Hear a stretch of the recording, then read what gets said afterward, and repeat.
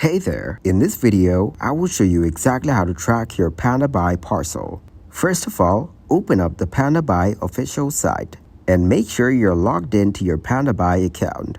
Once logged in, navigate to the top right corner and click on your profile icon. From there, choose User Center or Order Warehouse and Address.